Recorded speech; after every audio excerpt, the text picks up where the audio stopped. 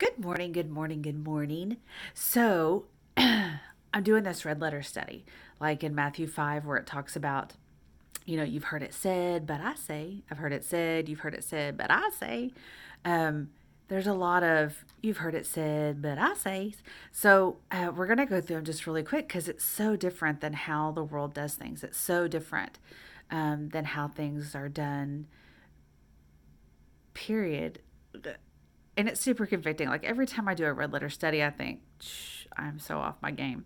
So, anyway, it talks about, so you've heard it said, don't murder. But I say, if you have an issue with your brother, you need to get it resolved. If you're angry with your brother, get it resolved.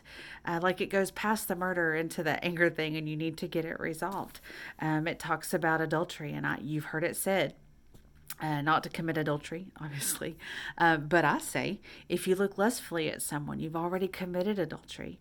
Um, Boop. Um, it talks about divorce. If you get divorced, you've heard it said, if you get divorced, to give them a certificate of divorce. But I say to not get divorced unless there's adultery. Otherwise, you're making the other person commit adultery. There's a bunch of these. There's a bunch of these. You've heard it said that if you give an oath, give it to the Lord. And I say, don't give an oath, period. Like, let your yes be yes and let your no be no. An oath is not necessary. Don't give an oath by heaven because it's his throne, and don't give it by earth because it's his footstool. Just let your yes be yes and your no be no. Uh, you've heard it said, an eye for an eye and a tooth for a tooth. But I say, don't resist an evil person. If he gets you on the right cheek, turn and let him get your left cheek. If he wants your tunic or your cloak, let him take your tunic as well. That's awfully different than how we do things. Um, you've heard it said, love your neighbor and hate your enemy. But I say, love your enemies. Love your enemies. Love your enemies. Um, so there's a bunch of these, and how different is that than how we um, initially do things? Uh, if we don't think about it, if we're not intentional, if we, I mean, whatever we, maybe it's just me. It's not, it's not just me because I know people, but it's so different than how we do things. And what would it look like if we obeyed the red letter, if we did love our enemies, if we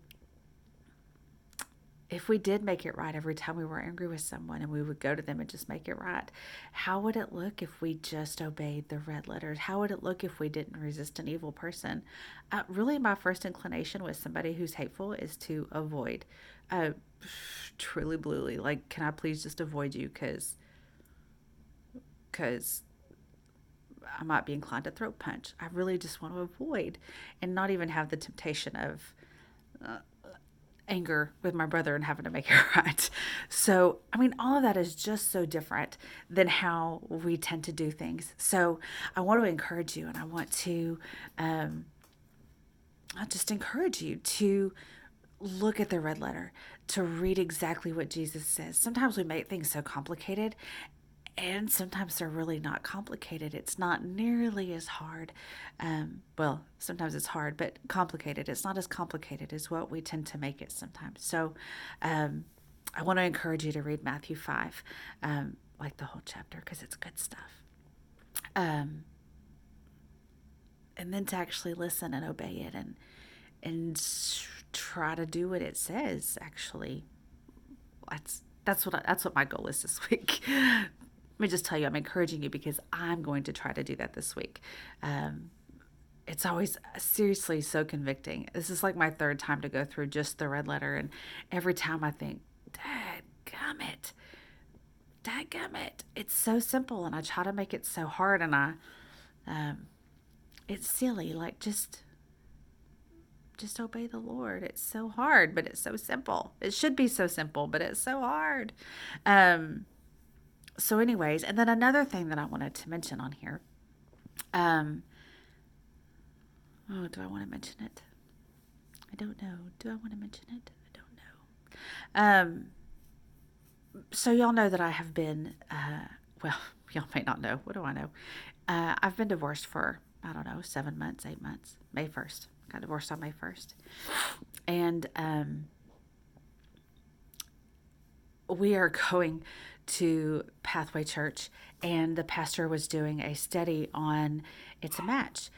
You can actually find it on YouTube, Pathway Church, It's a Match, the whole series, kind of phenomenal. And anyway, it really just convicted my heart. Convicted my heart. I was the one that filed for divorce. It wasn't Warren that wanted it. It was me. And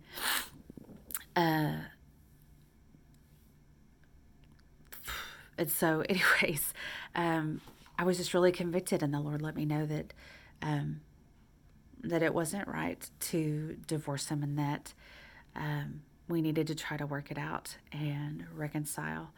Um, so that is what we're doing. Um, that is what we're doing. It wasn't necessarily even what I wanted to do.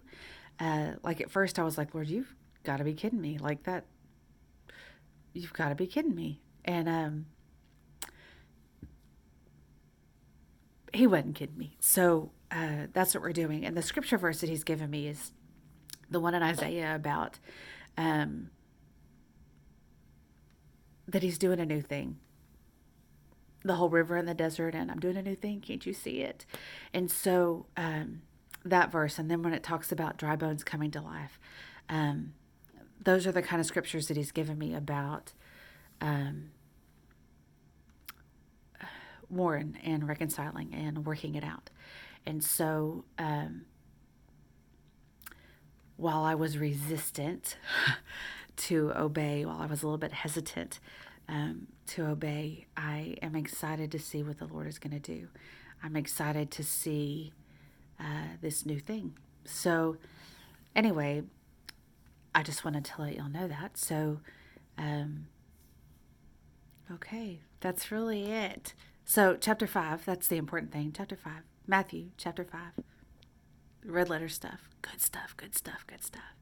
I challenge you to read it and to soak it in and to fall in love with it and to try to obey it. How exciting. All right, you guys have a great day.